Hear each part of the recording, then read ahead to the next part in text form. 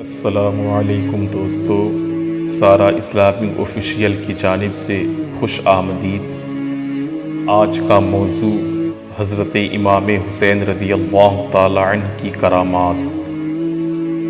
حضرت علامہ جامی قدس سرہ السامی مزید فرماتے ہیں کہ حضرت امام علی مقام امام حسین رضی اللہ تعالی عنہ کی شان یہ تھی، جب اندھیرے میں تشریف فرمایا ہوتے تو آپ رضی اللہ تعالی عنہ کی مبارک پیشانی اور دونوں مقدس رخسار سے انوار نکلتے اور قرب و جوار ضیاء بار یعنی روشن ہو جاتے۔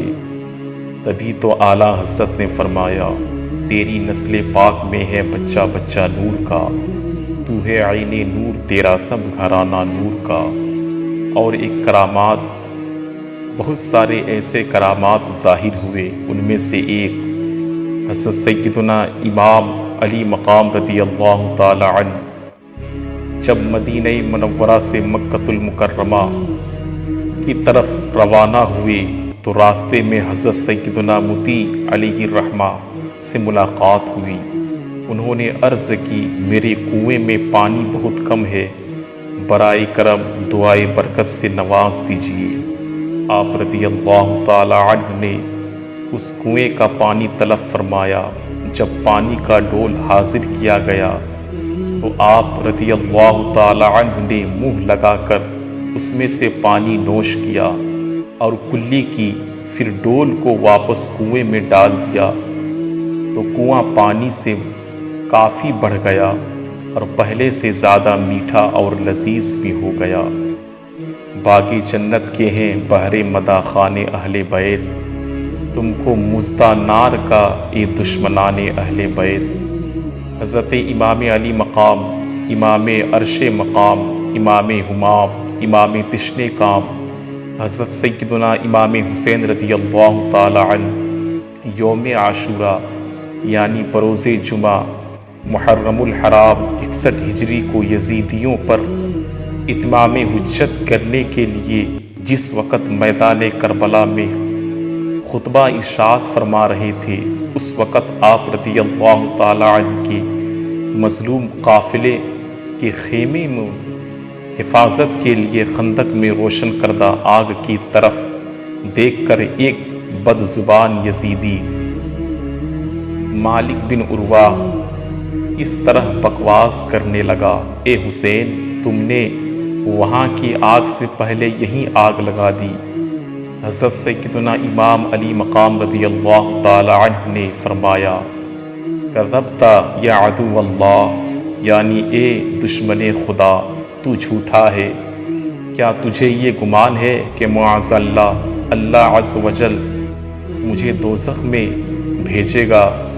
حضرت امام علی مقام رضی اللہ تعالی عنہ کے قافلے کا ایک جانثار جوان حضرت سیدنا مسلم بن اوجسہ رضی اللہ عنہ نے حضرت امام علی مقام رضی اللہ تعالی عنہ سے اس منہ فٹ بدلگام کے منہ پر تیر مارنے کی اجازت طلب کی۔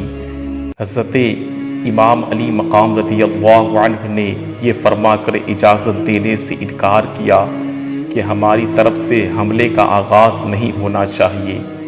پھر امام تشنہ کام رضی اللہ عنہ نے دست دعا بلند کر کے عرض کی، اے رب قہار عز وجل، اس نابکار کو عذاب نار سے قبل اس دنیائے ناپائیدار میں آگ کے عذاب میں مبتلا فرما۔ فوراً دعا مستجابات ہوئی، قبول ہوئی اور اس کے گھوڑے کا پاؤں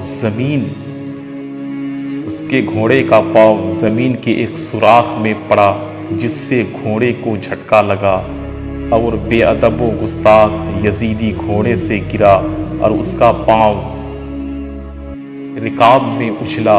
گھوڑا اسے گھسٹتا ہوا دوڑا اور آگ کی خندق میں ڈال دیا اور بدنصیب آگ میں جل کر بھسم ہو گیا۔ امام علی مقام رضی اللہ تعالی عنہ نے سجدہ شکر کیا، حمد الہی بجا لائے اور عرض کی، یا اللہ، تیرا شکر ہے، تو نے آل رسول کی گستاخ کو سزا دی۔ بحوالہ سوانح کربلا۔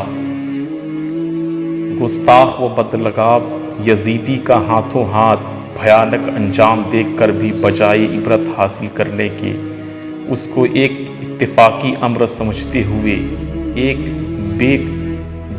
بے باک یزیدی نے بکا، آپ کو اللہ کے رسول سے کیا نسبت ہے؟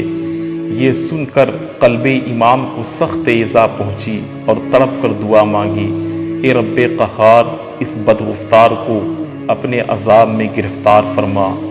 دعا کا اثر ہاتھوں ہاتھ ظاہر ہوا۔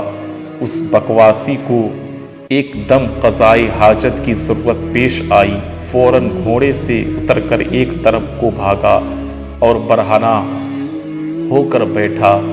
ناگاہ ایک سیاہ بچھو نے ڈنک مارا، نجاست آلودہ تڑپتا پھرتا تھا، نہایت ہی ذلت کے ساتھ اپنے لشکروں کے سامنے اس بدزمان کی جان نکلی، مگر ان سنگ دلوں اور بے شرموں کو عبرت نہ ہوئی۔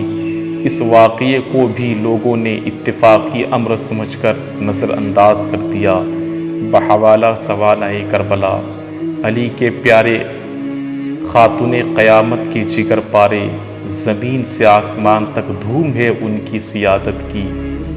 گستاخ حسین پیاسا مرا، یزیدی فوج کا ایک سخت دل مزنی شخص امام علی مقام رضی اللہ تعالیٰ عنہ کے سامنے آ کر یوں بکنے لگا، دیکھو تو صحیح دریائے فرات کیسے موجیں مار رہا ہے، خدا کی قسم تمہیں اس کا ایک قطرہ بھی نہ ملے گا اور تم یوں ہی پیاسے ہلاک ہو جاؤ گے۔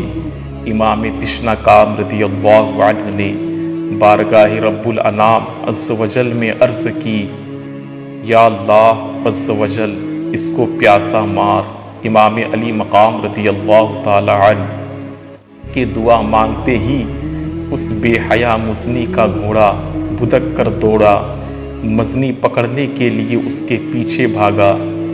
پیاس کا غلبہ، اس شدت کی پیاس لگی کہ العطش العطش یعنی ہائے پیاس پکارتا تھا، مگر جب پانی اس کے منہ سے لگاتے تھے تو ایک قطرہ بھی نہ پی سکتا تھا، یہاں تک کہ اسی شدت پیاس میں تڑپ تڑپ کر مر گیا۔